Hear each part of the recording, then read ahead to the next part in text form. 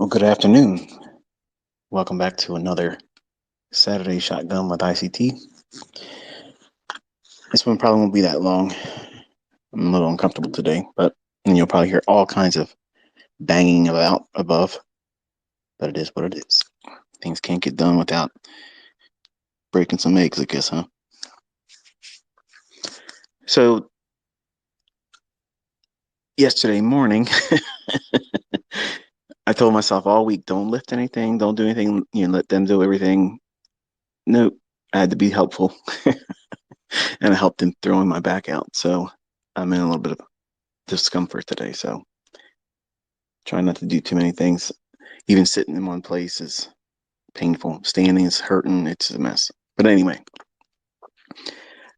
I want to talk to you about this past week and what might be on the horizon and how that might affect the markets going into the close of the year.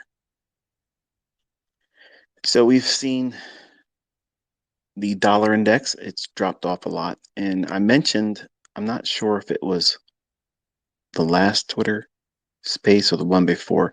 It was within the last two that I did. I mentioned how Saudi Arabia was lining up with the BRICS nation you coalition, if you want to call it that, where they're basically telling the U.S. pound sand. Everybody's going to get a good price, but ICT, I mean not ICT, but America, they're not getting a good deal on fuel or oil.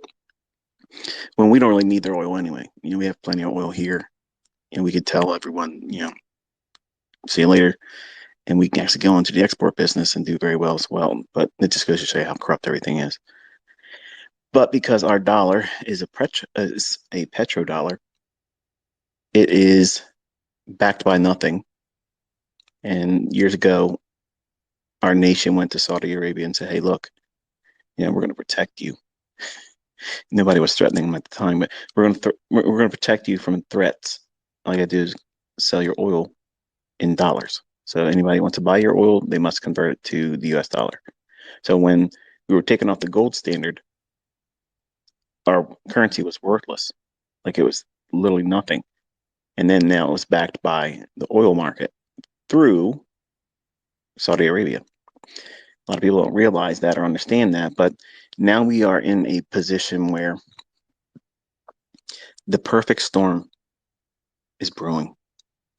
And my private mentorship has known about this for a while. I've talked about it publicly as well in the last year. They have obviously weaponized food and the production of food. And if you don't know what I'm talking about, just do a little research and homework. And a lot of people denied me, the stage talking about it early on when nobody else was talking about it. They thought it was lunacy. Just because you see it on your grocery store shelf doesn't mean that it's not occurring. There's a lag.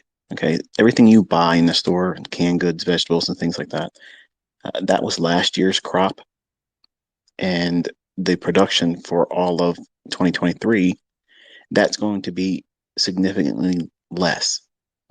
So that's going to create a shortage, basically, and the cost of those types of foods are going to go up, which is kind of like what I want to talk about today. And you may be thinking, well, what's this got to do with anything? How's this affect the S&P? How's this affect crypto? How's this affect, my day-to-day life? Well, it means things are going to get really expensive, probably hard to get. And if they are not producing much of it, that means the commodity market is going to be extremely bullish in the grains.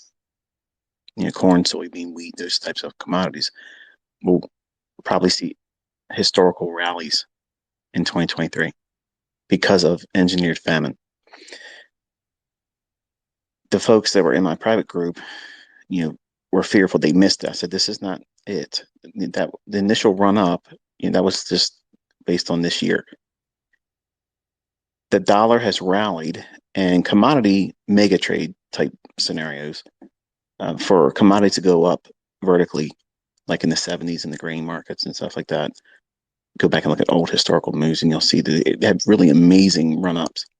And then we had some more in the 90s, which was fun. But we're going to see something we've never seen before, like parabolic. Like it'll make Bitcoin's rally look like a Judas swing. Yeah, because it's the whole world. The whole world is going to feel that pain of not being able to have enough food. And all these rich cats out there buying up all this farmland makes you wonder, why would they want to do that? Remember, I was telling, if you're in my private group, when we saw them talking about the creation of water futures. In other words, there's a commodity contract that trades water. So I told them, I said, we're going to have a problem with that because if they're trying to make water tradable, well, you know what that means. They're going to start manipulating it like they do everything else. So water's an issue that's become an issue for farmers. And all of these things go under the radar of the average person. You go up to your bed at night and you fall asleep thinking about how you don't want to go to work tomorrow or next week because Friday night when you go to bed, you're thinking, I only got 2 days. I got to start all over again. How's this ever going to make its way to your attention?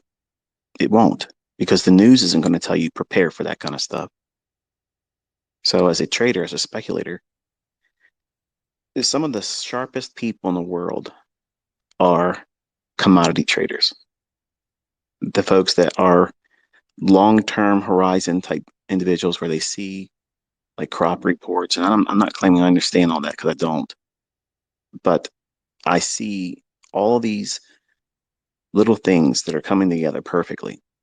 Okay. And I've been bullish on dollar for a while, and I try not to pick tops in any market really. And I've went out and said that we could probably see dollar at 120. Now, in recent market action this week, and with the recent discussions because of Saudi Arabia saying, we're going to go in the direction with Russia and China and Brazil and India, and they're all forming this anti-dollar movement. And that's one way of taking the dollar down. Because if they get Saudi Arabia to sign on, what does Saudi Arabia need our protection for? They feel like they got the bear and the dragon behind them. And that type of thing makes me think about the book of Daniel, that fourth and dreadful, terrible beast. It's starting to look like that. BRICS nation, is it. But that's another discussion for another day. Thought I was going to start preaching, didn't you? The dollar may be showing initial signs of, well, if Saudi Arabia is doing what it appears to be doing, our dollar really has no value, has none. So that sets the stage for we need a replacement. We need to have something to replace it. Okay. The central bank digital currencies, they're going to become a thing, and every nation is going to have their little thing. And that will also fail. And the one fix, the solution will be the one currency. Whatever currency that will be in the future, I don't know. But I am telling you, and Raja, listen, you can crack jokes all you want, but Forex is going away. Might as well get used to trading other markets because Forex, foreign exchange, is going to die. Just like open outcry pit trading in commodities, it doesn't exist anymore. Forex is going to go away. It's not going to be accessible to you. You're not going to be able to do it. So if you'd like to sit around and pretend that that can't happen, it's going to be an abrupt shock to you when it's done. Now, will it be done in the scope of banning it? I don't know. But we will not be able to do it. Okay, so you need to be thinking about alternative ways of speculating and trading. So there'll always be companies out there. These companies that make money selling goods to people because there's going to be people that are going to be consumers. They're going to need services, those types of things. My attention shifted back to my roots. I'm in futures trading again. I don't want to touch Forex. I don't ever want to be back in Forex ever again. Index futures, easy. When there's a mega trade, something significant, then I'll trade those markets like the grains I'm talking about in the beginning of this conversation. So if we can look at the whole macro perspective for a moment, okay? And this might be a little bit boring for some of you, but just understand where, man, that did not sound good upstairs. I'm trying to think of where I'm at and what that sound could have been. Give me a second here. That would be a table sliding on a floor that better not be leaving a mark. All right, that's going to be in my head now the whole time we're talking. So the dollar, if this is correcting, okay, let's go as far as to say, let's say the dollar has topped. I'll play devil's advocate for a moment. I don't know for certain that it has because I try to avoid picking tops and bottoms and long-term moves. But let's just say that the dollar has seen its high for the next 12 months. Okay. I'm not stating that I believe that, but let's just say that it is. That would set the groundwork for lower dollar. Commodity prices are allowed to go higher then because when dollar goes down, grains, meats, oils, all those types of things, it's real easy for it to rally because there's an inverse relationship. So if dollar's been going up, it's real hard to have mega trades where these currencies, or not currency rather, these grains like corn, soybeans, wheat, the things that people use to make the food, anything you eat, you go to your pantry, you go to your cabinet, you go to your refrigerator, open it up. Those things that are in there, unless they're main staple items like eggs, milk, sugar, salt, flour, you if you're buying something that's processed, all of those foods have multiple things inside of them. And it's been gathered from the world's grocery store, mainly like United States, we're a big bread basket. Russia, they have a grain export as well. And you see these big countries are saying, no, we're not doing it. We're not exporting. We're keeping ours. And I've been telling my private group this for almost 2 years. And they think it's going to happen right away. Like it's something that's okay. You're not going to have food in the grocery stores this weekend. No, you need to prepare, get ready for it. Get a 2 year, at least a 6 month stock of non-perishable foods and go through them, use them, and replace what you use. Because in 2023, we are going to see crazy famine level nuttery. It's going to be nuts because grains will not be coming to yield like they normally would because fertilizer costs quadruple almost. Okay.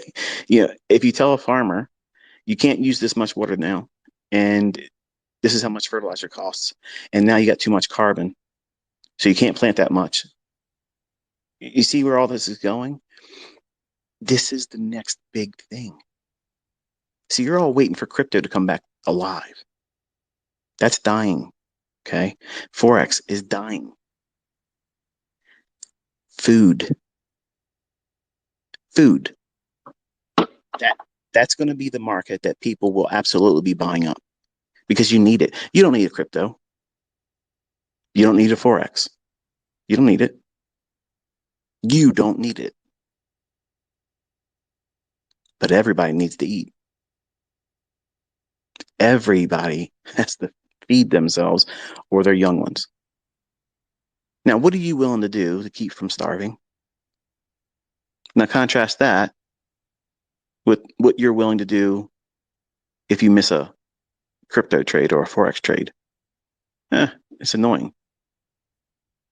But what happens if your children are hungry and you don't have anything in the pantry to feed them?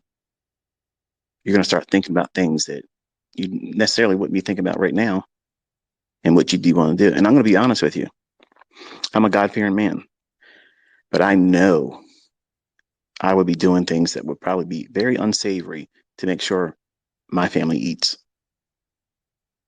If you have extra, I'm going to ask politely the first time. And that's just being real. Imagine the whole world like that. That's going to make food prices go through the roof. And it's all being engineered, not in one country, everywhere.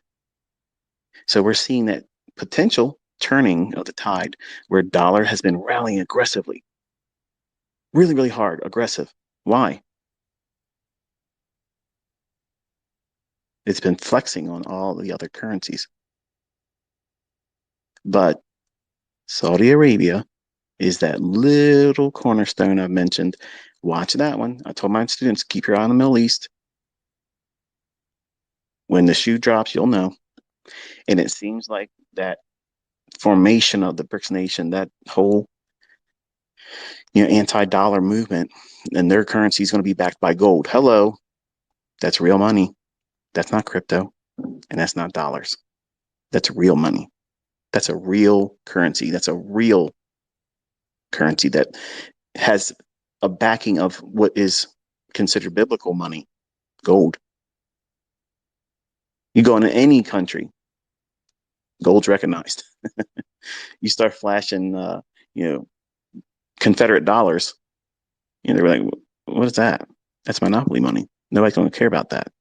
But reach inside of a case and pull out a bar of gold, and you'll be lucky if you live. So they're hoarding up all the gold. If you've been watching the last 12 months or so, there's been huge withdrawals from physical gold depositories where they're holding on to gold. There's been huge withdrawals of gold. Why? What is going on that everybody wants to get their hands on their gold? Because something really big's coming. And they already told you what it is. It's the Great Reset. It's the Great Shafting is what it is. And a lot of people are going to be caught off guard. They're going to be starving. They're going to be doing without because they think it's too science fiction to prepare for it. But all you have to do is look at the markets, and they're telling you. Remember how crypto was supposed to be? This is the Robin Hood, the savior of all fiat currency victims. Go out into the world and transfer your currencies into Bitcoin.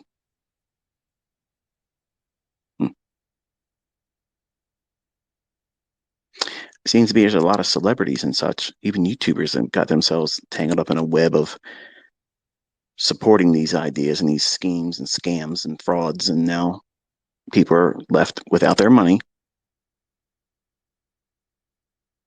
Even my own son. I told Cody, I said, do not invest that money in that crap. Don't do it.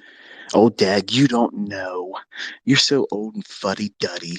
You're set in your ways. And just watch this young generation. I'm going to watch this young generation do exactly what the fuck the dot-com bubble did. I said, don't do it. Okay. See, you only get to be a old dinosaur in this business if you do the right things. And there's always these young guys that come out and they think they know something better than the old heads. And I'm sorry, wisdom comes with age. And I might be all racked up here with a back that's thrown out. But I'm going to tell you something. My net worth is bigger than yours, and my understanding about the markets is bigger than yours.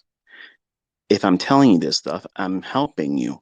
Don't arm wrestle me. It's not a competition. I'm trying to help you. You can, number one, prevent yourself from potentially going hungry or maybe even profit from it.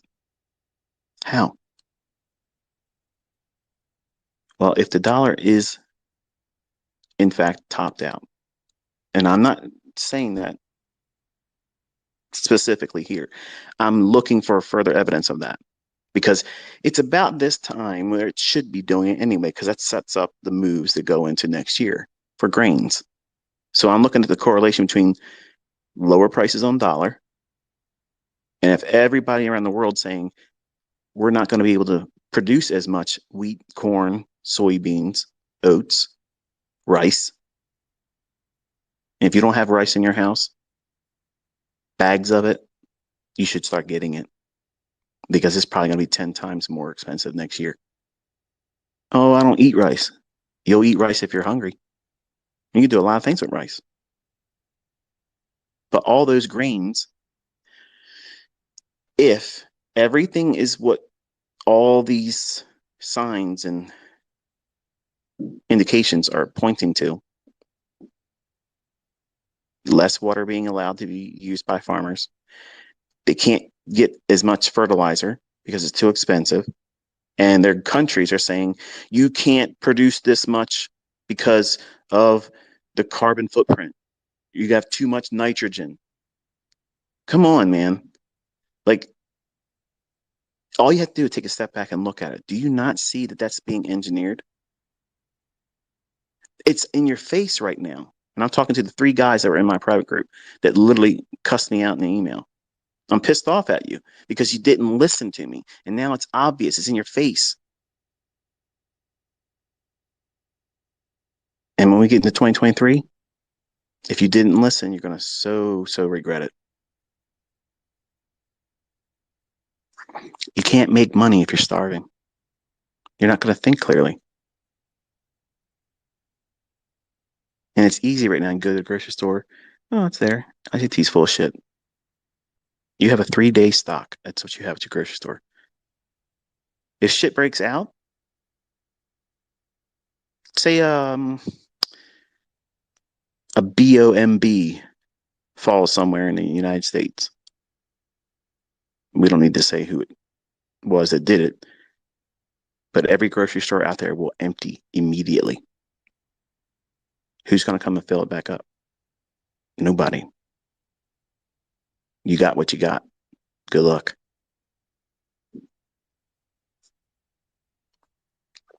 Everybody is 3 meals away from starvation. You don't realize it, but that's really what it is. So you have to prepare. It's all part of being prepared as a investor, having a clear mind to be able to decide what it is that you're going to be doing, because you cannot trade scared money. Scared money will not make you any money. And if you don't have these things sorted out beforehand, I have food stocks, I have water filters, I have water, I have means to medicate myself, over the counter medications that would normally be a hindrance on being sick or whatever. You're not worried about COVID. You're not worried about RSV. They're trying to scare the hell out of you again. People get sick, folks. It's part of life. If you're going to die, you're going to die. Ain't nothing to worry about. You can't stop it. But you have to make preparations for these things to get even harder. And a lot of you young folks out there just think you're invincible. And I'm so thankful that this wasn't happening when I was 20, because I would have dismissed all of it. I would not be listening to me right now. I would have already turned this off, and that would have been it. But I'm thankful I've been able to be in this world long enough to know and how it operates, and where we're heading is not pleasant. And all of you people out there that are running around thinking that you're going to have Forex forever, man, you just simply don't know. You don't know. So if the dollar's coming down, that gives you a gateway to have mega trades. That means these big, extrapolated, violent, one-way direction moves. That's a real bull market. That's a real commodity that has real supply and demand factors to it, because people need to eat. You don't need your British pounds. You don't need to buy British pounds in the US. You don't need to do that. You don't need to do it. You don't need to buy IBM shares or Amazon shares or Tesla shares. You don't need to do that. But you do need to fill your pantry up. You do need to put eggs, bread, milk, and those main staples in your house. Those things are real. That stuff is going to be hard to get your hands on going into 2023. If you can, it's going to be so expensive. It's going to be stressful. So you need to be able to mitigate that as early as you possibly can. Start, making preparations for that. And also preparing yourself for opportunities in the marketplace, because crypto ain't it. folks. It's not it. The commodity markets, the old wheat, corn, soybean, those types of moves that we saw years ago in the 90s, they're going to be trumped by enormous rallies. Coffee. I don't like coffee. I love the way it smells. I love the way it smells, except for the ones that my wife likes. They stink. I don't know why she even drinks that garbage, but hey, she says she loves the way it tastes. I think it smells like shit, but it is what it is. But Starbucks or go into the coffee aisle in the grocery store, I love that. I love that smell. I have a collection of cologne that have two fragrances that smell like a coffee house. And probably like, what? It smells gorgeous. It's a gourmand fragrance. It's beautiful. It smells amazing. I get so many compliments, but coffee itself, I can't drink it. And you're probably saying, what the hell is he going on about coffee for? Coffee's a commodity. Coffee, you can make a lot of money in coffee trading it. And when it moves fast. Over $300 a cent, and you're looking at a move that could potentially go violently straight up. If people can't get what? If they can't get their caffeine through coffee, what happens to them? They're nuts, right? I can't function without my coffee. I'm glad I've never been a victim to that, but I can see I've been married to a woman that needs that stuff. She's addicted to it, but that's going to be a commodity that is affected by what's coming too. Sugar, sugar right now, unless you're a diabetic or something like that, you should be getting it. Cocoa, real quiet market right now. But all those things are going to be expensive going into the next year because you're not going to be able to get your hands on them. But the main ones are grains to me. That's the one I'm watching. And we saw this big run up and we corrected, and everybody's forgot about it right now. Nobody's talking about corn and soybeans and wheat and oats. They're not talking about it. And the dollar's slipping. And the fundamentals are Saudi Arabia saying, yeah, it's been nice, but see you, Biden. They found new friends, new mafia protectors. They ain't worried about getting shaken down anymore. So what's the dollar backed by? Mm-hmm. What's the British pound backed by? Mm-hmm. The euro. Yeah, it's an illusion. Then you have these nations coming together saying, we are going to put an end to Western rule. Just replace that with dollar based. You know, that's really what they're saying. And it was going to happen. I mean, we played bully for years and decades. We tried to be the cops, but we were also the people that are doing the biggest crimes against humanity and other nations. We don't like your president. We're going to do you a favor and we're going to put one in that we like. What? How long can you do that before other countries say, hey, this ain't the right guy to be backing? And we're seeing that formation, this collaboration between other nations that are literally turning their back on the dollar. And the average person doesn't see it. My kids aren't in public schools, but I guarantee they're not teaching it in schools either. It's going to be one of those things where something happened. Who could have seen that coming? All of you now. All of you. And you have two choices, obviously. You can listen to this and dismiss it. Guys, tinfoil hat shit. Okay. Or you can listen to it and say, okay, this is opportunity. Opportunity is now here. Whereas the first group would be looking at it and listening and thinking, there's no opportunity here. Opportunity is nowhere. And for those that are still listening, you see it as opportunity is now here. Put all those letters together, they look the same, but the perception is different. See, as a speculator, as a commodity trader, I look at war, I look at pestilence and famine, disease, and terrible incidents in the world and say, that's horrible. I couldn't do anything personally to stop that. My heart goes out to those people. But there's opportunity. There's opportunity in that. And it sounds horrible to someone that hasn't been a speculator or a trader. But why wouldn't you take that event that you didn't cause, you didn't create it, you can't stop it, you can't remedy it?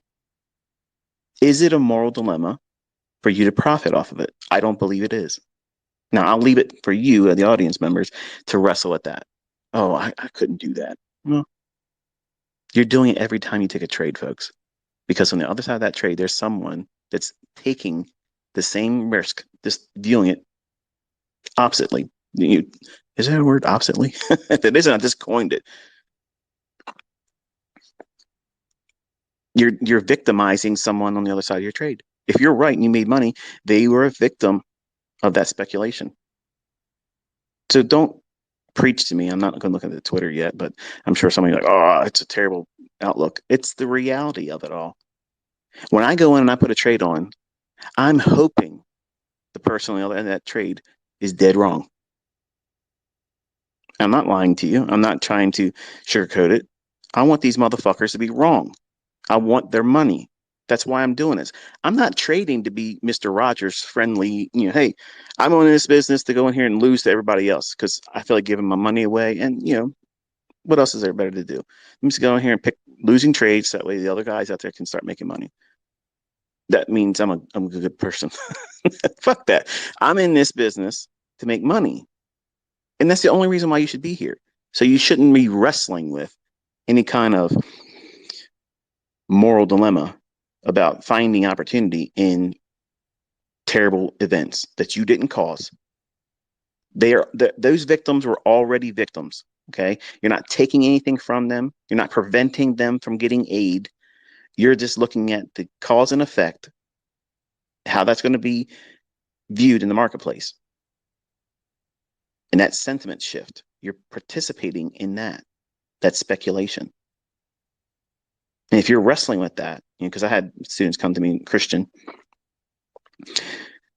do you think that trading is gambling? And does God look at what we do as gambling? Well, the lot is in the hand of the Lord.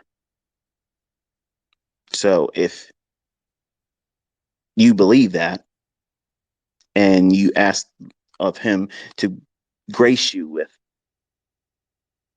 a blessing and he allows you to have it, does that sound like God saying, no, this is something you shouldn't be doing? I don't think, and I'm going to say this statement, I'm going to get off this topic because I could go on this for a long time. I know there's people in here who don't want to hear this, but I wanted to touch on this because it can't not be discussed and that not be an issue, because I know some of you are listening and thinking, okay, but this is something bad. My church members would frown on this. Maybe we're trying to get a club together and, I'm learning from this guy. Now he's here or they're listening to this podcast or whatever it is I'm doing here. And I'm cussing and I'm saying you should be profiting off of people dying in a war. And it doesn't sound like something they would want to participate in. I'm not saying that's what we do. I'm saying that that's where sometimes, unfortunately, great opportunity is there. And here's what you can do with that. You can take that windfall victory and turn around and bless other people with it. That's all you got to do. If I profit and I see someone in need, I don't broadcast it and say, I go out here and I did this today.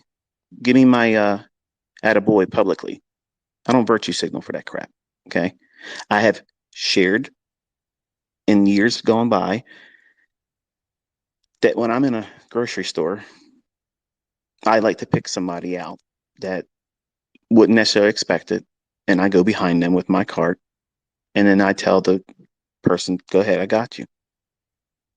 Now, I'm not saying that to lose my reward for doing it. I'm not trying to sound better than the average person, but that's how I live my life.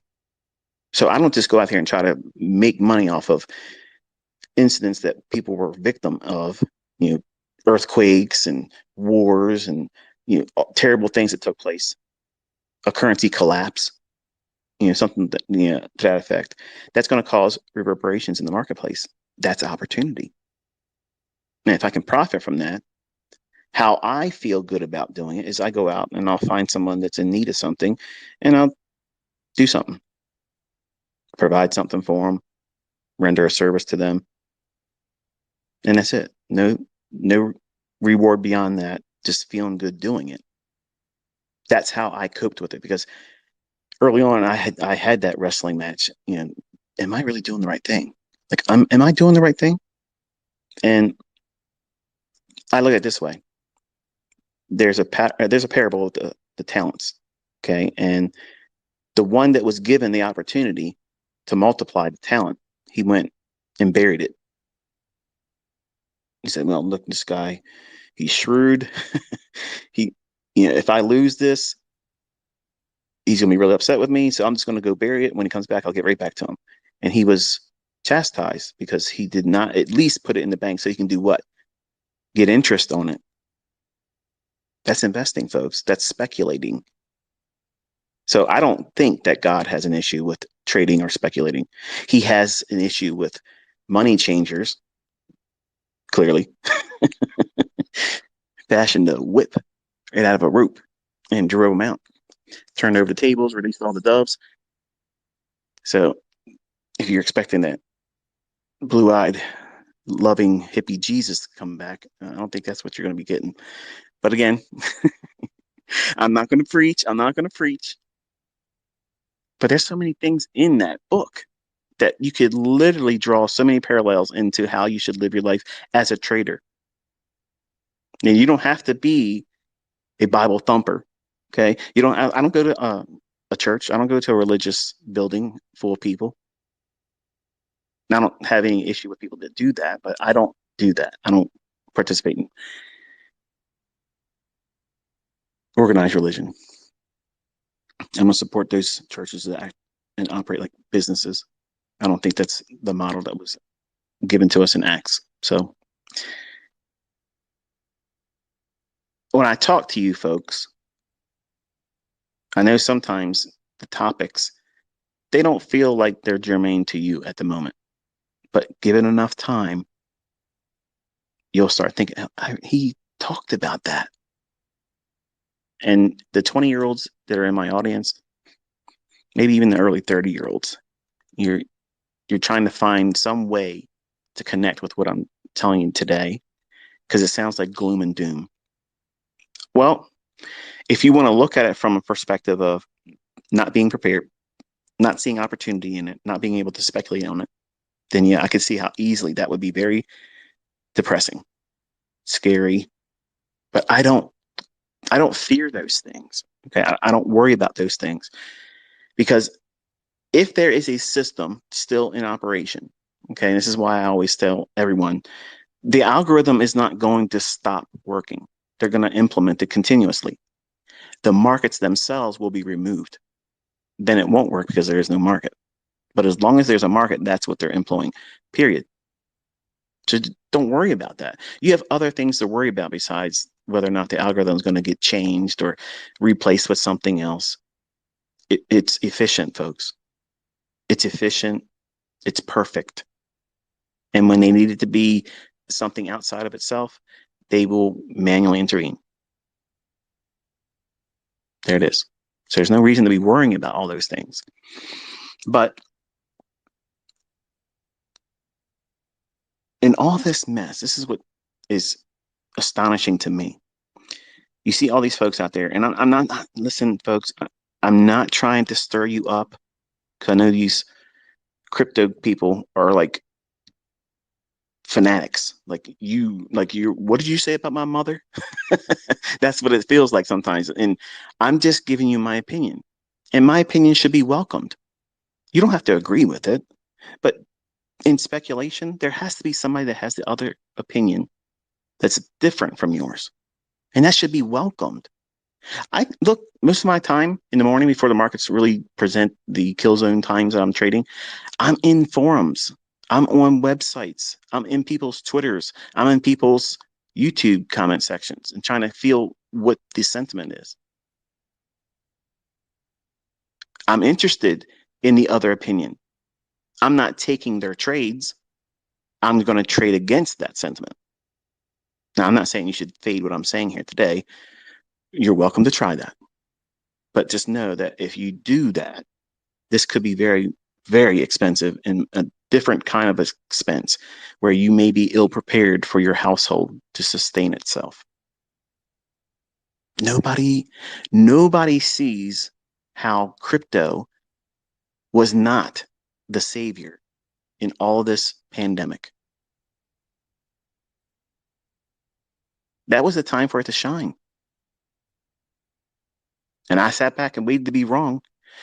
Well, this will tell me if this is really what it's pretending to be, then it should be shooting straight on up. And nope.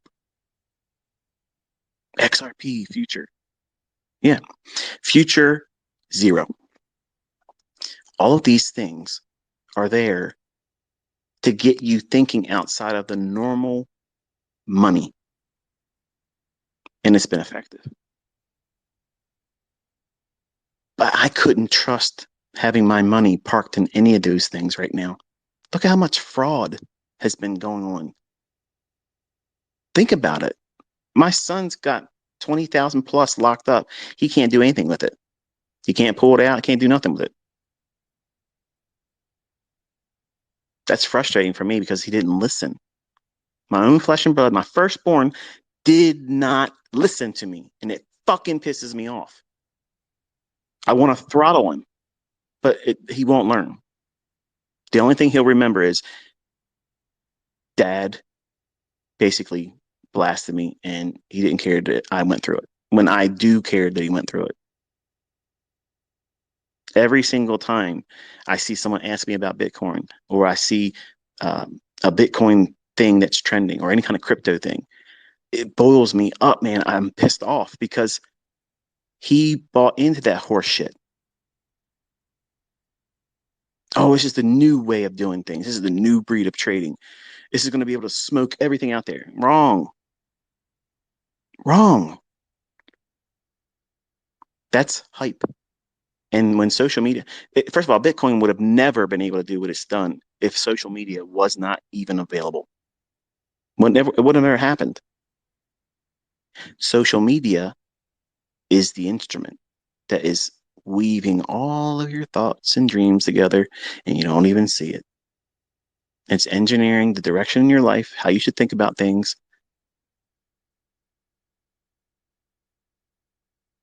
And they will not be letting us have social media much longer. Not in the capacity you're used to using it. $44 billion. And he brought the kitchen sink in because it's going down the fucking drain. That was money laundering, folks. You just don't see it. Oh, let's get all tied up in bankruptcy's not outside of the discussion next year for Twitter. Hmm. I might be wrong here, folks, but just think about this for a second. What happens if Twitter just folds and it's not there and it's not sold or bought by someone else to keep it going? That's just one big venue where people can't communicate and share real time what's going on where they're at. See, you can text your friends and family a bunch of things that's going on. If shit starts going down where you're at in your country, in your neck of the woods, it's real easy for us to get on Twitter. There it is. This is what's going on. Share a video clip. And it's out there. People have it viral. What I see is the beginnings of them having the perfect excuse why you can't do it. It doesn't feel like Big Brother taking it from you. It just feels like some rich guy did something stupid and now Twitter doesn't exist because of that. I don't see that at all. I see $44 billion transferring hands in a money laundering scheme. And they're going to take one more way of taking information exchange from us, all of us collectively. It just goes away.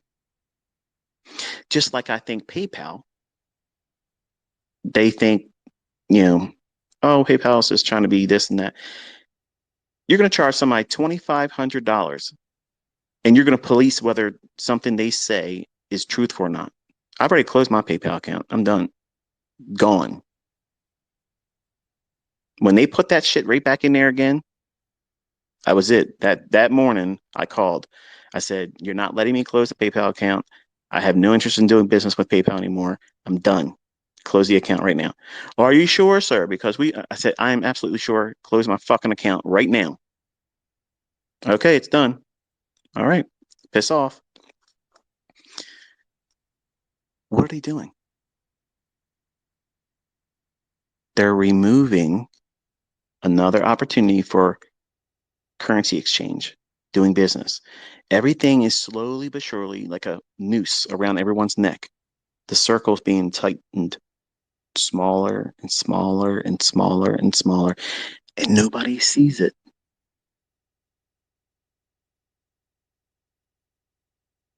Eventually, you're going to have this is the only way you can buy and sell. You got to use this means of currency, the central bank digital currency, where everything's tracked. It's on the blockchain because the blockchain's not going away. Just your favorite coins and cryptos are going to go away. They're going to be banned. Only the central bank digital currencies are going to be allowed.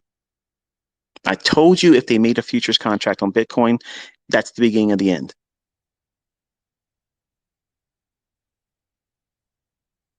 Not ICT. He's full of shit. Well, I can afford to be wrong. I haven't been. But can you afford to be wrong? Holders, holding on for dear life, hoping and praying that things are going to be wrong so you can come back and say, ah, this didn't age well.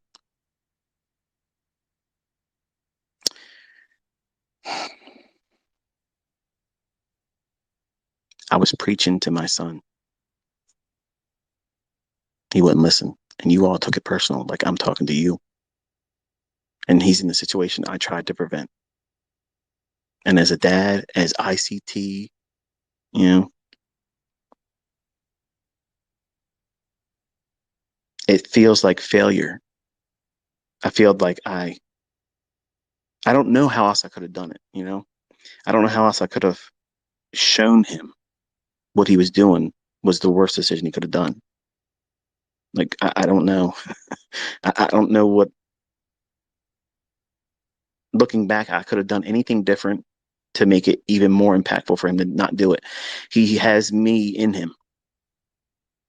And I remember how it was, and you've heard it in all my rants and such, and sprinkled through my YouTube channel videos where my friends and family said, "This is the stupidest thing in the world." And I can see how I would have been like him saying, "Look, Dad, I love you and all, but fuck off. I'm going to prove you wrong."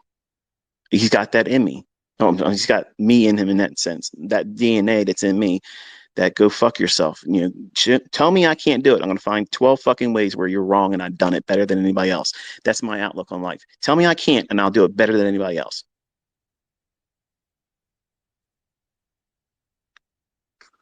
And I think that's what he was trying to do. And he failed, just like I went out there and traded with live money before I should have and found out that I required a lot more, you know, than just simply watching, well, not watching, but reading a book that had absolutely no fucking understanding about the markets whatsoever. But I got all built up in the hype. What hype was that? The little cassette tape that came with it and listening to these people talk about what they did. And it was interesting that one of those interviews said, I lost money. If I would have heard some of those, I would have been like, oh, maybe not yet. Let me do some thinking about it. But he only put in the interviews where people used what he taught in that stupid ass, I'm going to say course. And I'm referring to Ken Roberts in case you're wondering who I'm talking about. But back in the 80s and early 90s, this guy was like the largest influencer for commodity trading. And simple, stupid shit that people, uh, nonsense. But like anything else, if someone wins at a casino, they make a big to do about it, right? The bells come on, the lights flash, and the girls come out dancing around, bringing their shit to them. Look at this. This person's significant. Don't you want to be like them? Look at them. They just got 50 fucking dollars for all that casino. Little one armed bandit. What do they call them? I don't know. I can't remember what the hell they call them. I don't go to casinos. The shit. Now it's driving me nuts. What is that thing called?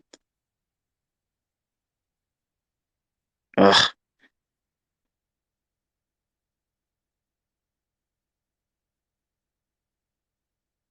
I don't know what the hell they're called. You pull the arm down and it spins the things around. And if it matches, you get a jackpot, whatever it is.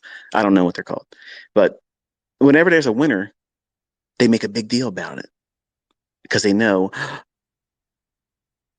let me get more money off my ATM card because I want to have that experience too.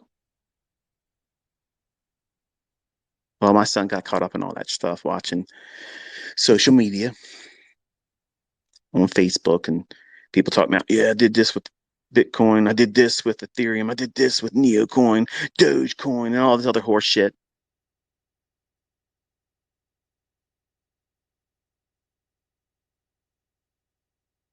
I told him, I said, how can you how can you feel safe doing that? How can you feel comfortable trading in that shit when there's so many people ripping people off with it?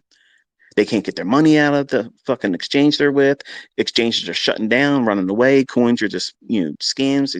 They stop doing whatever they're supposed to be doing, and they're running off with people's money. That's fucking scam. That's fraud. You don't see futures contracts doing that shit. You don't see that. Now, we don't trade pork bellies anymore. We don't trade egg futures anymore. So if the volume doesn't permit it, then they'll just do away with the contract. But they don't fuck everybody while they're in the contract. Like they say, okay, this is going to stop trading. There it is. That's how you run an efficient, honest business. Even though they are screwing people that don't know how to trade, it's still an opportunity. If you know what you're doing, you can make money. But he wouldn't listen. He couldn't see it. He was blinded by it.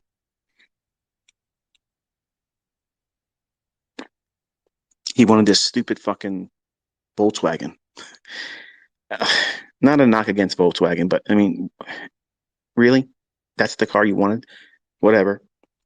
It's paid off. It's his. Okay, he owns it. He sells his fucking car and pours all that money into the crypto. And he gets a credit card and borrows against that in the crypto. And I didn't hear from him for like 7 months. I knew he was down. I begged him right when it was at the highs on ADA. I said, son, listen to me. If you never listen to dad about anything else, please just listen to me right now. Please, please, please. Just take half out right now. Put half on the sidelines. That way, even if it does go down and it hurts you a little bit, you have something you can go back into later on. But don't risk it all. No, dad, I got this. Buy buy this, and like he's trying to sell me on it. I'm like, wow, like he's really like committed to that 100%. And I've watched all of you out there over the years that have been championing it, like pushing it really hard. And I get it. I mean, maybe you made a lot of money. That's great. I just don't have any faith in it personally. And there's so many things that I have against it. I would never invest in it. Would never do it. And what it's done to my son, he's just left a really bad taste in my mouth about it. I don't want to ever touch crypto. And I wish he would have listened to me and took half out because it wouldn't have been that painful then. But he's caught up in some shit where the Coinbase horse shit that's going on. He can't do anything with it. over 20 some thousand dollars, which is insignificant. It's like that's nothing money. That's literally shit money. The fact that he didn't listen, the fact that he's hurt by it, and he still thinks it's going to turn around. Like, son, what the hell? Like, at some point, you got to know that this was a bad decision. Don't hold on to it thinking it's going to resurrect itself. It's not. So that's why that's why I've been adamant about crypto. Just give me an inside track of what's going on. And what I was trying to avoid happened. He fell victim to it. And most of all, you too. I mean, you had faith in something going to the moon. Going to the moon, baby. Well, maybe the moon's rotating on a different axis now. It's above and below us now. And if it's below us, then it would make sense it's going to the moon then. But that's not how things are. So I used to get people coming at me in Twitter like, shut up, ICT. You're just trying to influence other people. No, I'm literally talking to my son, just like I'm talking to my kids in the videos that you listen to on YouTube. That's why it feels like I'm talking to you, because I have someone in mind as I'm talking, somebody that I love, that I care about. And that resonates with you because you want someone that knows what they're talking about, that can prove it, and is talking common sense. So that's that connection you're feeling with me. But I'm talking to my flesh and blood. I'm talking to them. And I'm trying to reach them with the words I'm giving publicly. They have them forever. If something happens to me, they can always listen to dad. But this is one time when I really wanted my son to listen to me, and he didn't. And I think he's a little bit ashamed. He's embarrassed. He's expecting that typical ICT, I fucking told you so, that he sees me do that with the public when people try to say this and that and other thing. I would never do that to him. I would never do that to him. It would be more painful to do that than what he's already experienced. So I'm trying to give it time and trying to like gently guide him away from that shit and say, okay, you tasted what it was like to make a little bit of money, but then you got hurt. That's no problem. I've blown accounts in the 1990s and it did not deter me. I'm still talking to you here. You can still see I push buttons. And the bottom line is the markets listen. So it's not failure in the final sense of the word, or you can't ever do anything with this. But he needs to come out of that crypto mindset and go to a real market. No, but crypto is a real market. Not in my eyes, it isn't.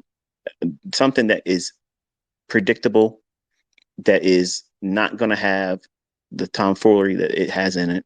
Okay. The exchange is going to just take your money and screw you over. You know, the CME is the CME. The Chicago Board of Trade is the same thing.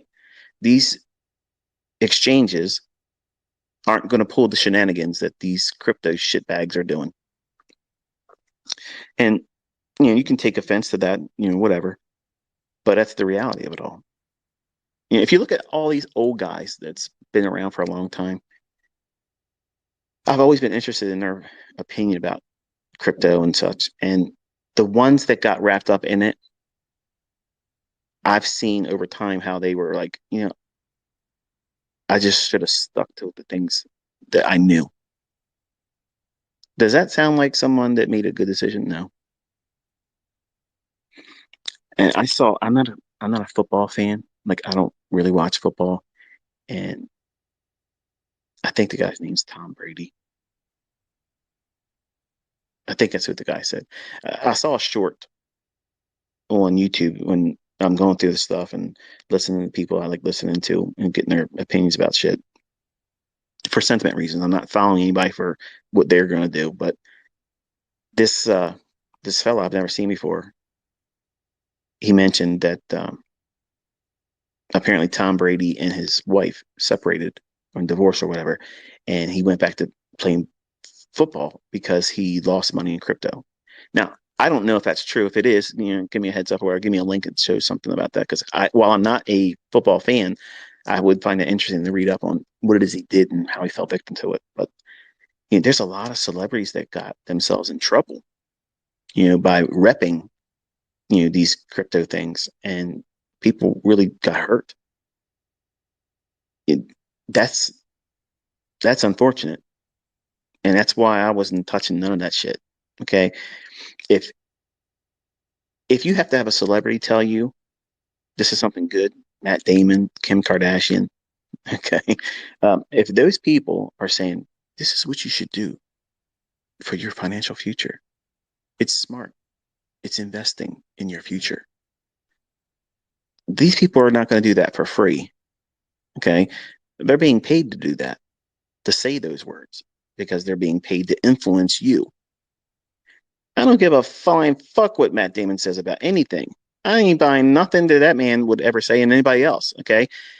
If you haven't made money doing it and aren't showing me that you did it and you made money with it, I don't give a fuck about your opinion about any of that shit. That's all dumb shit. That's the basis of why I talk the way I talk. Because that's how this operates. This whole world's just like that. It's all fuckery. It's always find the victim and maximize how much you can fleece from them. And that's bullshit. You can make money and still help people. You don't have to be crooked about it. You don't have to be fucking a fraud. Okay. If something's good, prove that it's good, and then say, okay, this is what I did with it. And here, you see what you did with it. I mean, I got all the respect in the world for something like that. But if a celebrity or someone that's an influencer and they're repping a company or a coin or crypto or any kind of horseshit like that, man, that's the easiest one to want to run away from.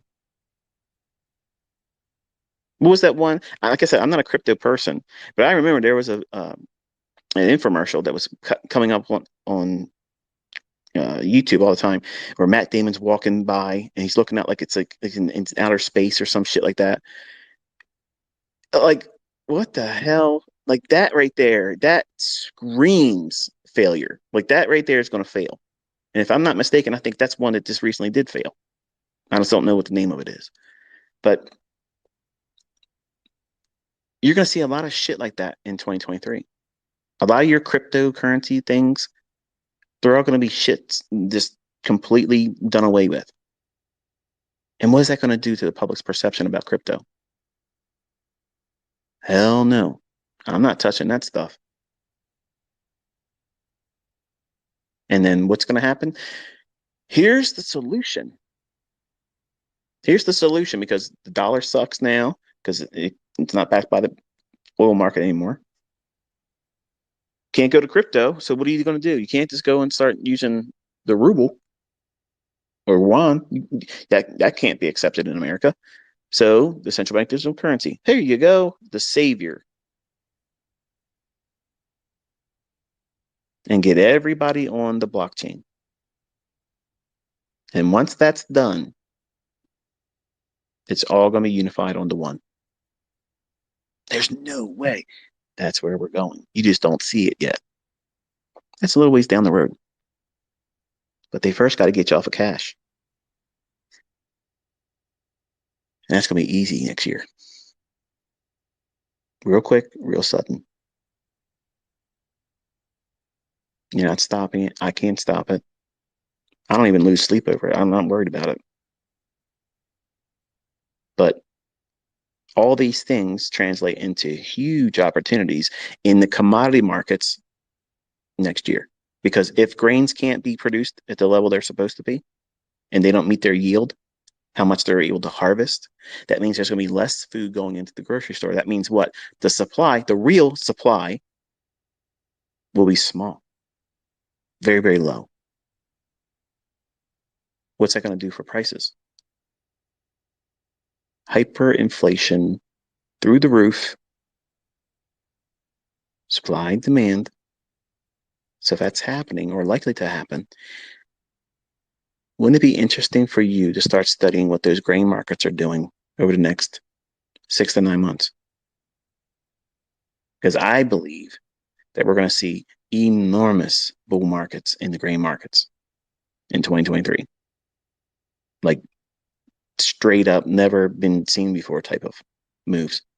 And they've laid the groundwork for it because they know everybody's looking for crypto bull markets. Everybody wants the stock market to turn around. Oh, look at this. We had a nice little bounce on stocks. Mm-hmm. It doesn't go in a straight line, folks. You have to get people wanting to do what? You have to get them to buy it. Downtrends, whether they're parabolic or stair stepping. Okay. Every time there's a short term little low there is an enormous hope that comes in thinking that's the low. That's the bottom. Let's buy it. But just in case it isn't, let me put my stop loss right below that low. That's why you have these little corrections. It's not because buyers came in and there was a lull in the sellers. That's the horseshit that they tell you. It's not that, folks. It's not that. Once it gets to an objective, then they start repricing it higher. Any market orders that come in, they get filled at that market price, and it just keep booking it higher, higher, higher, higher. And if you're short, you get squeezed out of it, which causes it to do what? You buy it more. So you're exiting at a higher price that they keep offering to the marketplace. You're forced to trade there if you're in the trade, or you're suffering through the loss. So my point in saying this is they create these short-term little rallies to engineer sentiment shifts where it's the low. Well, maybe it's bullish for the stock market now. There ain't a fucking thing bullish about this stock market right now.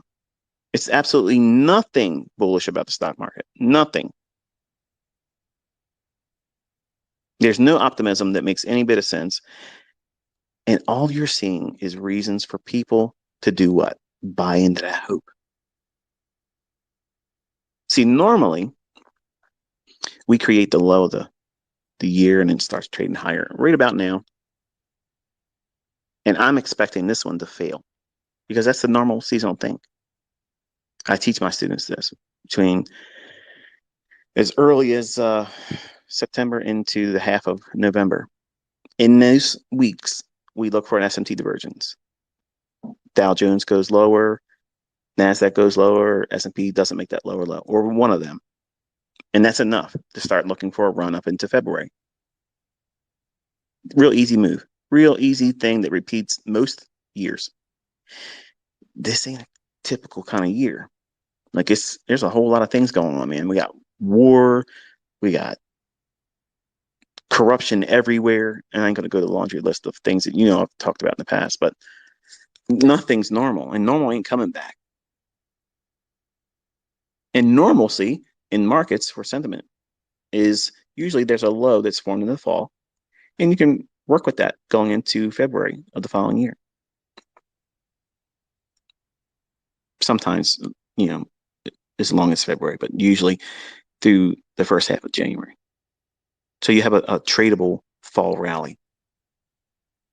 And then how we work into springtime where it creates a short-term high and then intermediate term high and then trades down through the summer, making again the fall lows. I am of the opinion that is not going to happen this year. They're going to give you what we're seeing right now, that little short-term turn. It looks like it's made a bottom. It looks like that we're done. We've seen capitulation. We have not seen capitulation. No. Mm-mm. Think about it, folks. This has been going up for a while. So they have to get people to do what? Buy in to bring in new sellers below the lows. Because if you're short from the highs, you have to have someone to do what? Sell to you buying to cover your short. That's why these markets rather create these short-term lows in bear markets. It's not an absence of sellers and an overtaking of the buyers. That's the biggest load of bullshit. That's bullshit. And you all believe it because thousands of books keep repeating the same horseshit, and it's all lies. It's fucking lies, man. Just take a step back and think. This is what drives me nuts, man. There ain't no algorithm. The fuck there ain't. There is. There absolutely is. There is no smart money out there. It's buying and selling pressure. It's supply and demand. Man, shut the fuck up. You have no idea what the fuck you're talking about. You still work a fucking job, and you're going to talk to me about what you fucking believe the markets are doing. Go fuck yourself. The hell out of here, man. These markets are absolutely 100% rigged. Period. All the time, every minute that they're open, they're rigged. Your pursuit should be, how are they rigged? And who do they victimize? And don't be a part of that group. That's what my YouTube channel does. It keeps you from falling into that category of ill-informed speculator. You have no excuse now. Once you go through those videos, what videos? All of them. What video should I start with? Whatever one you want to start with, but watch all of them. You want to have something that goes right into finding a pattern and you can start studying right away? That's the 2022 mentorship. There you go. 41 videos. Boom, done. It'll whet your appetite, trust me, but you'll be able to make money there too. You'll know what you're looking for. It simplifies, brings everything in one easily wrapped up package where here it is. You know, you got 41 videos to watch. And I covered more things than I intended to teach in that. And it's good. It's really good. I'm going to be honest with you. It's better than my private mentorship teachings were because I didn't sit down and give them a straight to the point, easy, fast, off the cuff model where you can go in there and trade it every single day. Because I had people in there ripping me off. So to counter that, I did it for free out there. Now, they know how to make that model. None of them just sat down and did it, though. They can make all kinds of models. They've been trained as charter members. They know how to do things. But human things creep in and they just want me to do it for them. I understand. But it can't be your model if I give it completely to you. That model, as good as it is going to inspire most of you out there to think, oh, yeah, I can see how I can use these other things he talked about in the Market Maker Primer course. I can implement that. And man, that's great. And that's your unique model. You don't need to. It's a complete full approach. You just bring your money management that matches you, how much you're willing to risk. Apply it to the 2022 mentorship series, those 41 videos. You will never, ever, ever, listen to me, folks. You will never, ever, ever, ever, ever need to watch another ICT video again. You never need to buy another fucking course from anybody. You don't need to subscribe to any other YouTubers. You don't need to watch anybody else out there pretending to know smart money concepts. These fucking guys. Every time I go on YouTube, I see, hey, are you using these patterns here? Well, this is all garbage. This is all my stuff. That's my pattern. That's my banter. That's my shtick. Okay. And they're out there, they ain't mentioned me though. And they're out there selling. This is what we teach our members. And if you can't make money with this, you don't have to pay. Guaranteed. Well, let me tell you what's going to happen with that kind of guy. The CFTC is going to be like, oh, you said guarantee, did you? Well, we can guarantee your ass is going to be looked into. So I know you're listening. Easy Forex. You might want to change your shit. So the 2023 year is fraught with opportunity, but it's also going to come at a cost. It's going to be dangerous. It's going to be probably scary for most people. But the main thing is for you not to be afraid by being prepared. Get yourself some non-perishable food. So that way, when you're trading, you're not worrying about, oh, I can't trade because I can't afford to buy the food that's going to be too expensive now. You have it taken care of. And that way, you're not panicking and worrying about things that's going to be an external influence on your decision-making processes. That psychology element. No educator Listen to me, folks. I'm going to sound like a crack. Do you hear my stomach? I'm hungry. I haven't eaten anything all day and I'm starving. I'll feed you in a minute. Relax. No other educator out there would ever step out here and talk the shit I'm talking to you because they have an image. They want you to buy their bullshit, their course, their signal service, their nonsense. I can sit here and be honest and objective with you because I know what's coming. I know I can't stop it, but I'm telling you how I'm navigating it. There is no secret other, process that I'm doing. I don't have a place where I can store my money that's going to be protecting it from all the bullshit that's potentially coming. There ain't nothing that anybody's going to be able to do to stop this kind of shit. If the banks say, your money's ours, there ain't nothing I can do. Just like they ain't going to be able to be stopped on your end. Whatever you have in your checking account, if they say that's it, this is the way it is, that's it. And they're going to remove the opportunity for people that say, I'm just going to take all my money at the bank and store it in mason jars in the back of my yard and between the mattresses and behind the drywall in my home. When cash is no longer allowed, you can't do anything with that stuff. And then what happens when you go into putting it back in the market, or not the market, the bank, when they say you have this much time to bring your cash on deposit, or it's worthless? Don't think it can happen? Watch.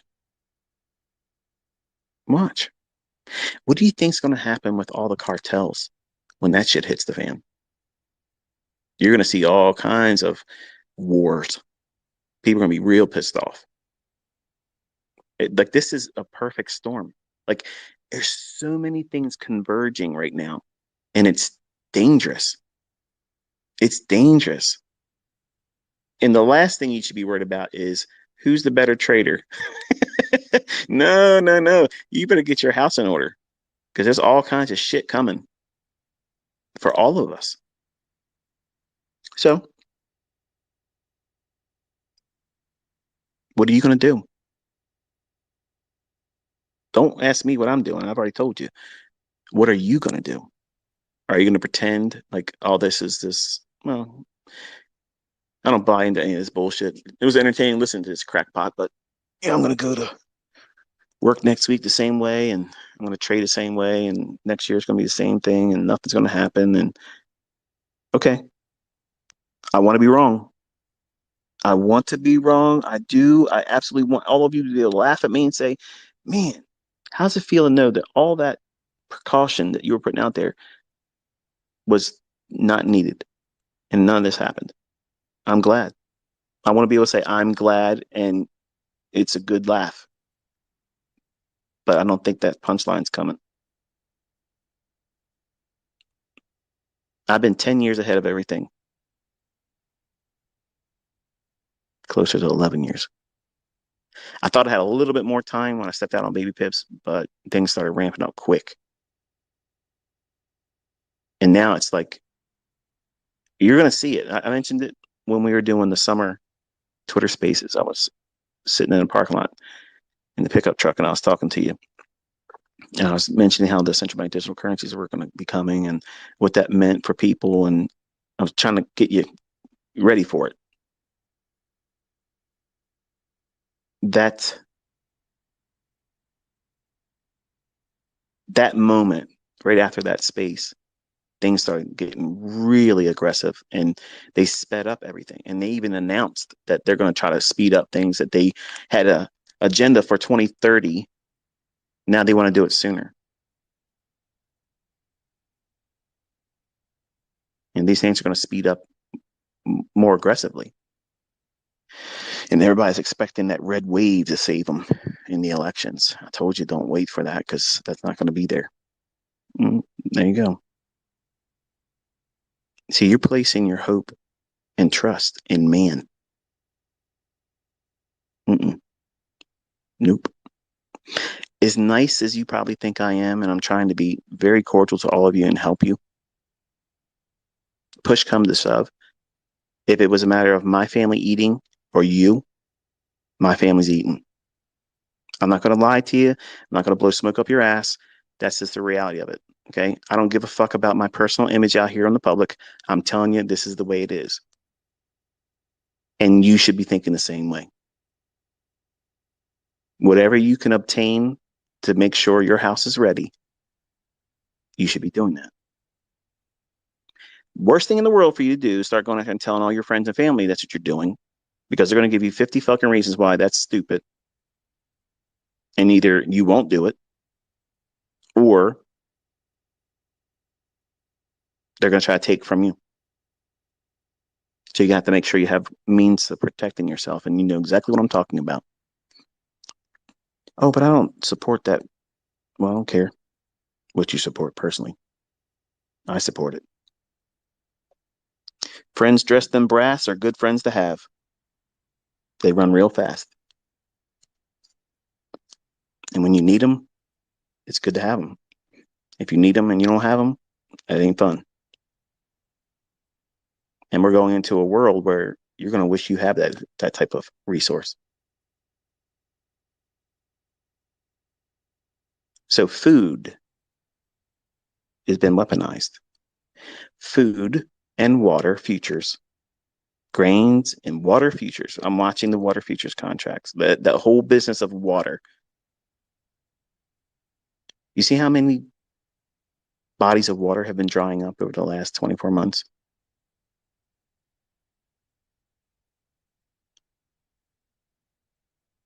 Have you paid any attention to that? Probably not. Where's all the water going? Think. Think. You just don't want to believe it. Science fiction level shit coming, folks, whether you're ready for it or not. But that science fiction level stuff is going to produce the most amazing opportunities. And I'm occupying while I can. I'm not going to sit around huddled up in a fetal position where I'm at the end of the world. No, I'm going to be staying active and doing what I can to prepare for it with my family. And I'm being open with you. I'm telling you how I'm doing it. I'm not saying that I have the answer to it. I'm just saying instead of worrying about it and being anxious and scared, and maybe some of you are, I had somebody sent me a message on Twitter, not direct messages. I don't direct message anybody, and nobody can direct message me. But they replied to one of my Twitter Spaces in the last few that I did. They said I couldn't watch it. I had to turn it off. It was scaring me. I'm not trying to scare you. I'm not trying to create some kind of fear porn thing. If I had a friend that knew something terrible was about to happen and that friend didn't tell me, I couldn't consider them a friend. I have been open about this the entire time. I've warned about certain things and you've watched it come to pass. I've warned about this is what they're going to do next and it's coming to pass. I'm not a prophet. I'm not trying to say I have clairvoyance or ESP. I'm just telling you, look around. Connect the dots, folks. They're keeping everybody distracted so they don't do the same thing common sense would do.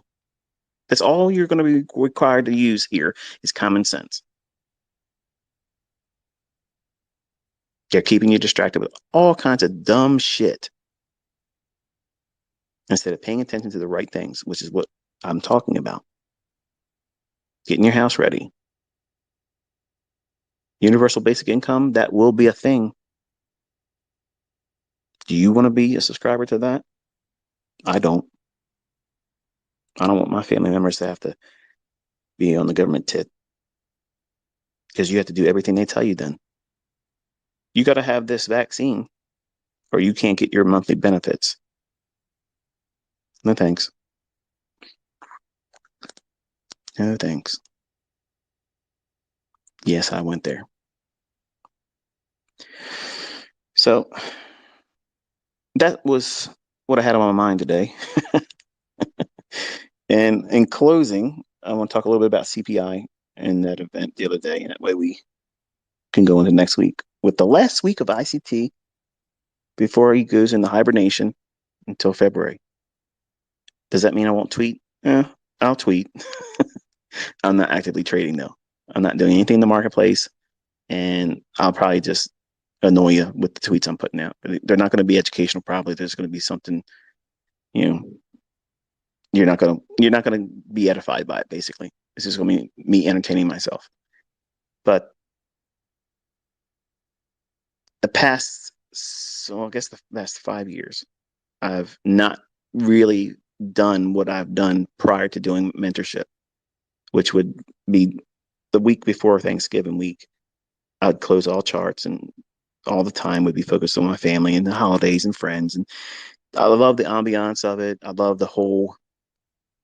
I live for this time of year. Like I love it. I'm so happy around this time of year. I love sharing with people and doing things for other people, and I just love it. I love the season. I love it. It's cool outside. I hate the summer. I can't stand the summer. I hate the heat, and I love the fact that friends and family and just everybody's spirit just changes around this time of year, and it just I love it. And I've not been able to enjoy it because I've been inundated with running this mentorship and so many different people all around the world, multiple intakes. I'm so glad I'm not doing it anymore. And I'm just looking forward to having that time where I can just be me and not ICT for a couple months. Do you need to do that? I don't know. I just know I missed doing it and putting such a workload on me, bringing in new students, and it's just a lot to think. A lot of things to manage, and people's personalities are, they're hard to work with, and you can do everything in the world for them. And I could sit down and put you in profitable trades, and some of these people would still bitch. But you didn't give me this, and you didn't tell me I could have done this. I could have done 5 contracts instead of 4. They'll bitch about something. So that's one of the things I'm glad I'm not doing mentorship for, because I've had students making money and complain that they wish it was more. Dude, really? You just started. You just started, and then you're making money, and then you're gonna complain. Like, what the hell? But people are weird like that. So CPI number came out the other day, and obviously I did my best to warn you before it did. I told you this is not something we trade.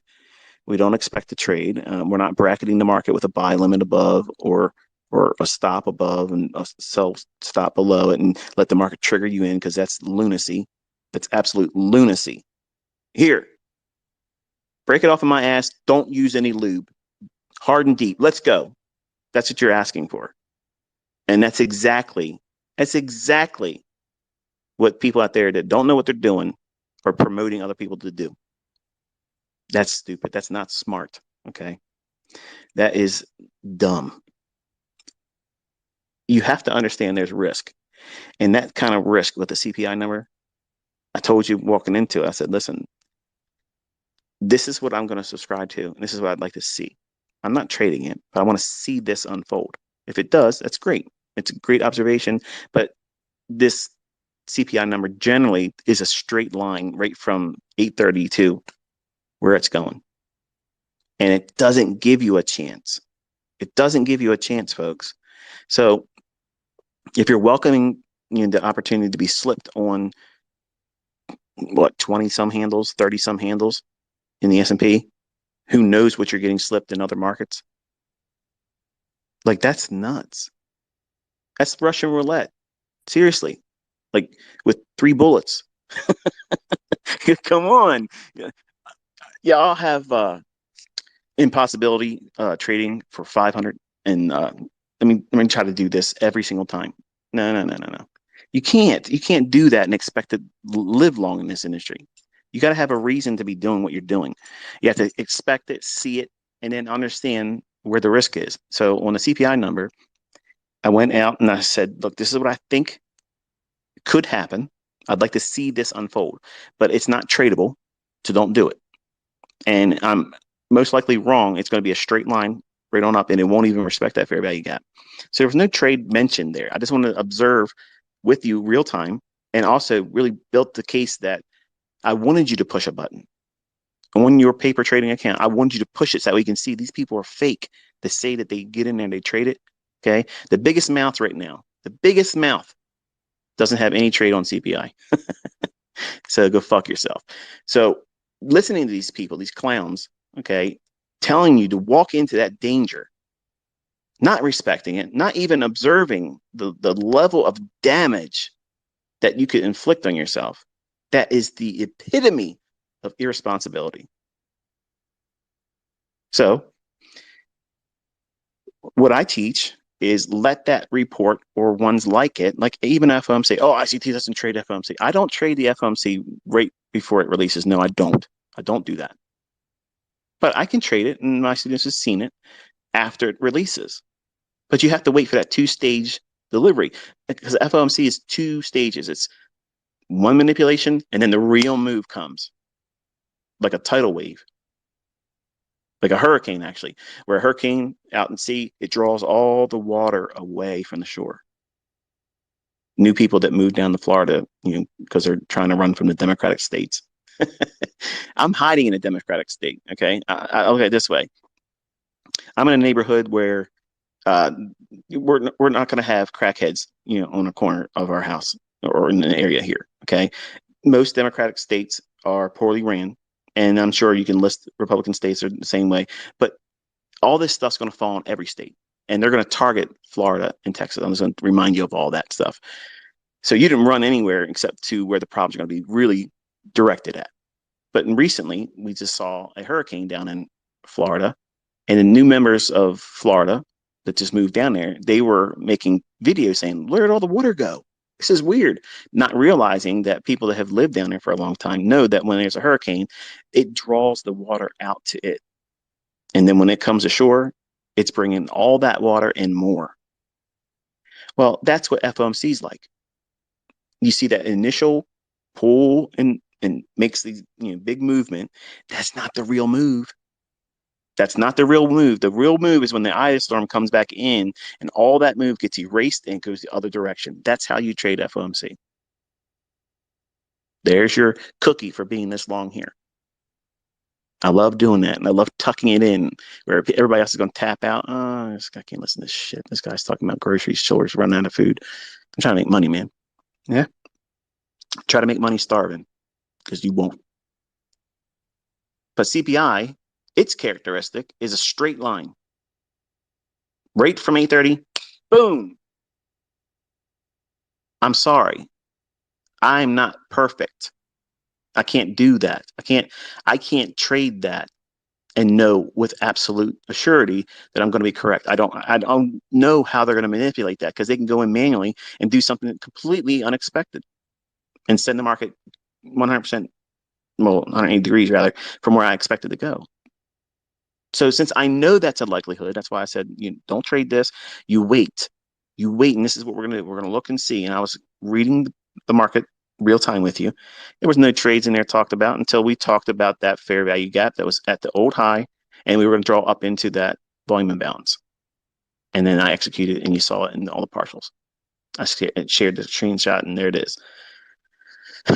So you can't escape that. I watched every single 1 minute candle with you, told you what I was looking for, what I would like to see unfold. And since it couldn't go down and take that sell side liquidity, and then it left that volume imbalance on the daily chart, I told you that was going to be the draw on liquidity. There's that shift. Now, some of you were sending me tweets saying, what made you change your mind about looking for it to go up? Well, that's what I just said here.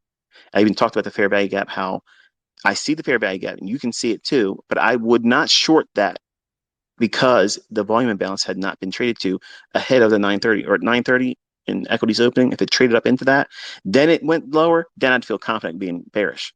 But because they left that there, I can't trade that fair value gap as a short. It could, and I could be wrong in that regard, but I'm not taking that as a trade.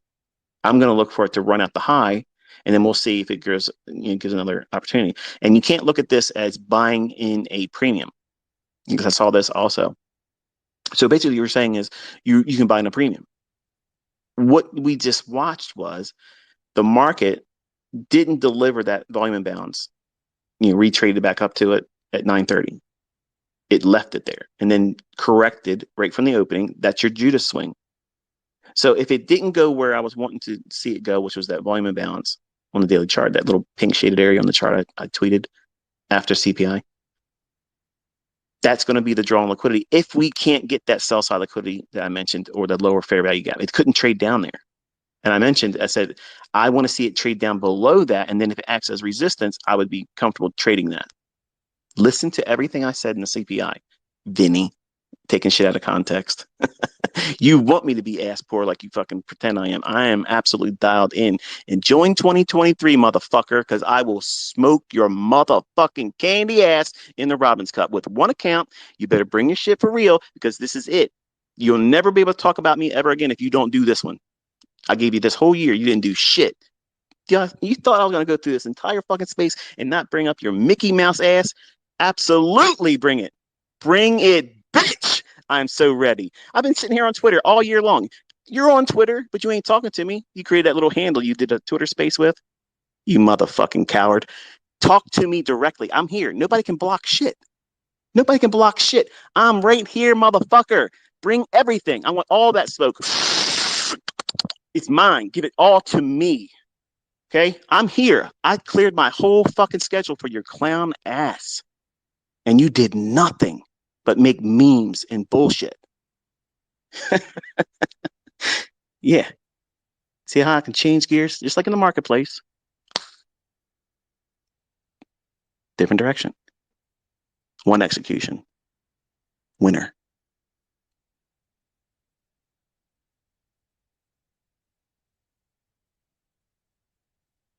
That volume imbalance on the daily chart, if it would have been hit at 9:30, traded there first, that would have satisfied me, as that was enough to go higher, because they were building it up, pumping up, pumping up, pumping up. If it would have hit that, that would have exhausted it for me. And then any breakdown in or shift in market structure going lower, then I would have felt comfortable going back into that actual liquidity void I was mapping out on that second chart, or a 15-second chart, or 5-second. I can't remember off the top of my head what it was, but it was less than 1 minute. But I tweeted somebody out there that was actually walking through it live and marking up their chart, doing exactly what I wanted all of you to do. So I shared that, and I don't know if it's a gentleman or if it's a lady. Forgive me for that. I don't know. But you did a wonderful job keeping up with it and annotating exactly what I was talking about at the time. Initially, I thought you were off, but then you found yourself, and that's good. But you can literally see me mapping out the individual 1 minute candles, saying, okay, this is what I want to see here. I'm not calling shorts here. I'm saying I want to see price deliver a certain way. If it doesn't do that, if it can't go to a discount array, like say it's a liquidity pool below the marketplace, like sell side, if it can't take sell side when you're expecting it to, and it has yet to trade to a premium array like that daily volume imbalance was, if it fails to go to the lower discount, it's going to go for what? The premium. And it can only be seen after CPI has hit the market. You can't stand in front of that, just like you can't stand in front of FOMC rate announcements. You can't do that, folks. You can't.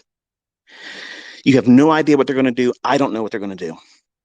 So you have to let them go in there like a bulldozer, basically just plowing through. And once that occurs, then the markets will return back to a normal delivery where you can trust the things I'm used to seeing. But I can't trust anything going into them because it's 50-50. It can go up or down, but the chances of you failing are better than 50 because that's just the way it is. Whatever you're likely to do before CPI comes out, you're probably going to be wrong. Go into that report every time with that mindset and just wait and see what they run for and what they leave. If they don't go to a specific premium array or a discount array, that's a clue. So if they can't take it down to take sell side, there's no need for it. They're going to go pressing higher to a premium. And that was that daily volume imbalance. They went to the low end of it, hit that. And I said, okay, now we watch the middle of it, hit that. And then we look for the high of it. Boom, it hit that. And then it corrected and walked down to the lower end of it. Folks, that's precision. And you cannot argue that. That's beautiful. But it can only occur after the CPI number hits the marketplace and that initial shock wave where all that manipulation is done, then they take their hand off of it and let the algorithm go back in control. And that's how I was able to see what I was seeing. But I know when they're likely to manipulate, where my algorithm isn't going to be able to communicate to me. It's just simply going to be violence. Violence. So I know that's likely to occur. And the characteristic for CPI is what? Straight line damage. FOMC, two directions. First move's fake, second one is the real move. So you just learned today how to trade those two huge high impact news drivers. Now, there's a lot more things you got to obviously incorporate to that, but by far and large, that's beyond anything you find in any book. You're welcome. So anyway, Vinny, I hope you fucking do. Please join. You're saying to the public that you join the Robins Cup. Motherfucker, you can't join the 2023 Robins Cup yet. They don't have it in place yet. That is not how it works. 2023 has to come before you can join up. And 2022 is closing in a couple weeks. So full of shit. So fuck all that. You got to get on the leaderboard first. Okay. We're starting the same time. I don't need you to get on the leaderboard. You just need to start. Get in there and I'll be in there too. And then we'll see who the fuck wins. I guarantee you, you won't even get on the leaderboard. You won't even appear. Pussy.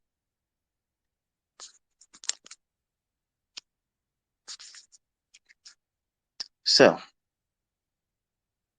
not sure how many people are listening. I'm looking here. I got I'm going to take 3 questions. I'm going to do a live. Okay. And then we'll close it. I'm not sure how you guys asked to talk to me, but the first 3 I see, I'll give you a couple minutes with me.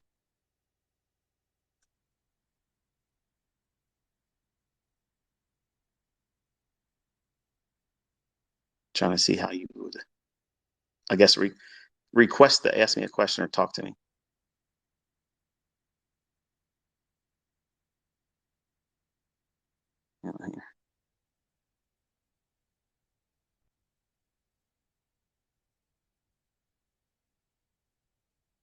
Yuga Man. Yuga Man. That's you. Can you hear me? Hello, can you hear me?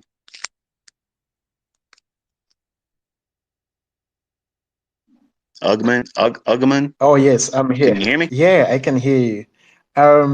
You are on the radio with ICT. Hello, what's up? Yeah, I'm good. I'm calling you from East Africa.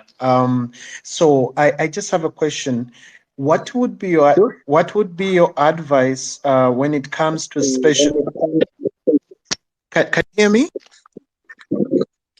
I heard up to what would be your advice for Yeah. take special, and that was it. Yeah. What would be your advice if I wanted to specialize, especially on the pairs that I trade?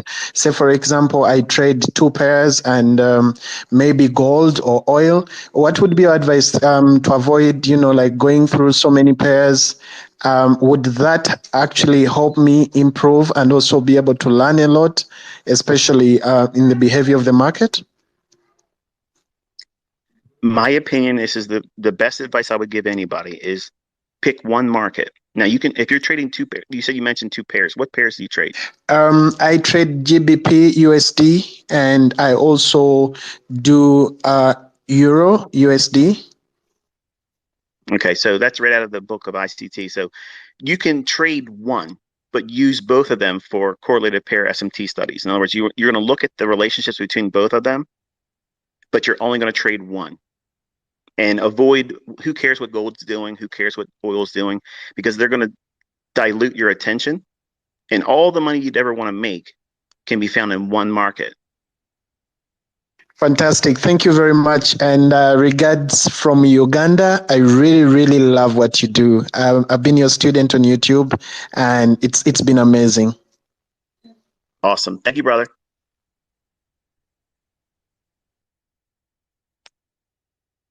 All right. The second one here is TRSTN. I don't know if that's an abbreviation of something, but you're up.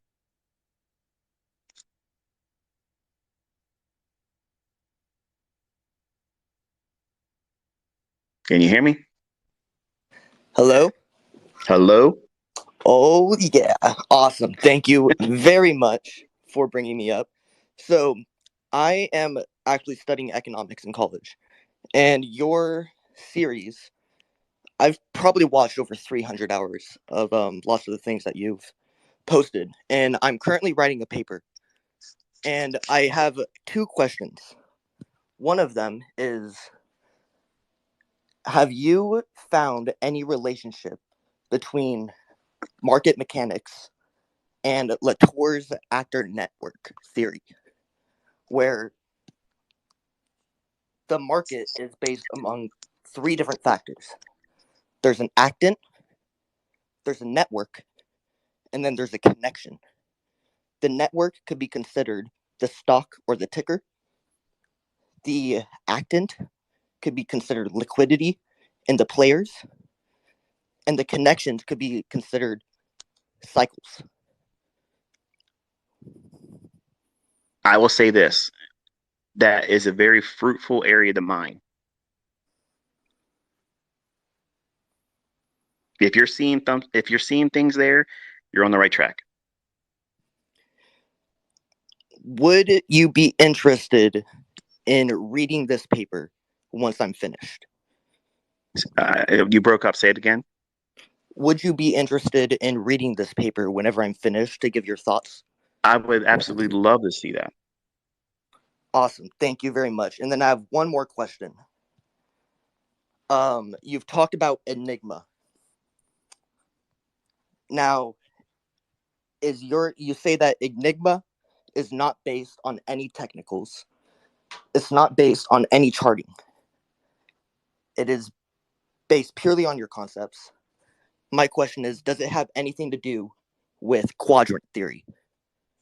Go back to where you said it has nothing to do with charts. Everything after that, it was all, I couldn't understand what you said.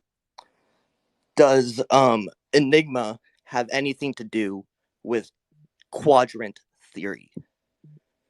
No, it does not. Okay. Okay. Thank you. Those were the only two questions I had. I think your work is brilliant, and I'd love to send you that paper if I could get some type of address to send it to you, or something Just like that. tweet, just tweet to me repeatedly. If I don't see it, I'll see it if you spam me, and then I'll reply with the way you can get it to me. Awesome. Awesome. Thank you very much. Thank you, brother.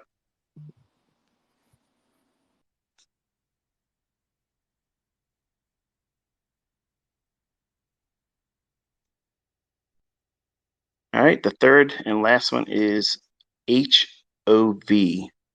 I don't know again if that means a name or what. Can you hear me?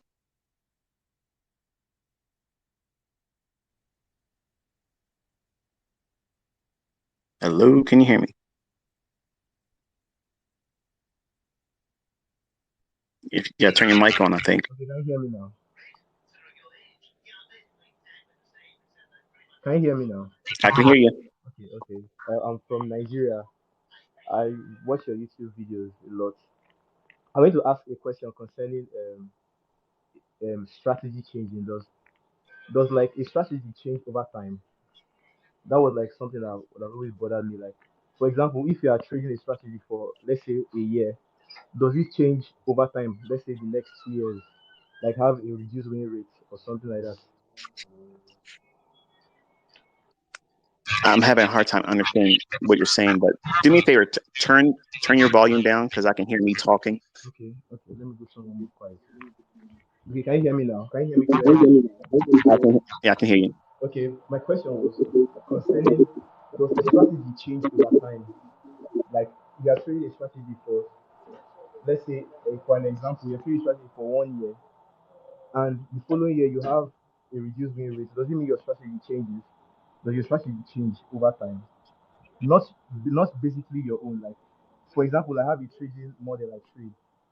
Then at the end of the year, I have reduced win rate. Doesn't mean like the strategy changes with the way the market behaves. Uh, okay, I think I know what you're asking me. You're asking if or will my or does my strategies change over time? Is that correct? Yes, yes, exactly. Okay, that does not happen. But what does happen is the market conditions. So that's the reason why I have so many different strategies because I have a strategy for. Do me a favor, turn your volume down. Okay, sorry. Is it clear now? I have strategies for different profiles and characteristics of the marketplace. Like I can trade in reversal scenarios. I can trade in trending markets. I can trade in consolidation markets. I can trade in just about any market opportunity that the market will present us. I have my preferred ways of trading. So while I have strategies that if I had to sit down and trade, I could, but I like specific things that I like to see that are easy for me, not time demanding, and I can get in, get it done, and leave for the day. So no, my strategies or not my strategies do not change over time. What you're experiencing is you're trying to see one strategy that would be utilized in one particular characteristic or profile of the market, and you're trying to squeeze it into that current market condition, and it doesn't fit. So you have to use other strategies that my YouTube channel even covers. So if it's a reversal market profile where it's likely to go up and drop, there's strategies that will help you do that. But you can't look at like trend continuation strategies in that environment because they would obviously fail. And for someone that's new, it would feel like the strategies are changing over time versus just simply not aligning themselves with the current market condition and the proper strategy for that market condition. Does that make sense? Yeah, yeah, I understand. I understand. Thank you so much. You're very, very welcome, sir. Thank you, brother. Yes.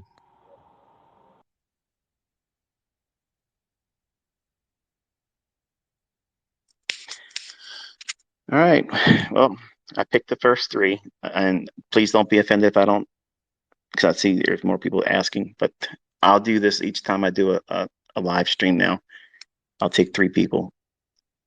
Just do me a favor if I connect with you, turn your volume down when you're asking the question because it's gonna it's gonna give me feedback or vice versa. Like if I'm talking, I'm giving you the answer, turn your volume down because I'm competing with my own voice, which pisses me off. I can't concentrate. I'm trying to hear what the guy's talking about, and it's me. But anyway, that's going to be it for today. I think I've consumed enough of your time. And if this was entertaining for you, let me know. If you learned anything, let me know. And if you didn't learn anything, let me know that too. And I'll use it as constructive criticism. Until next time, be safe.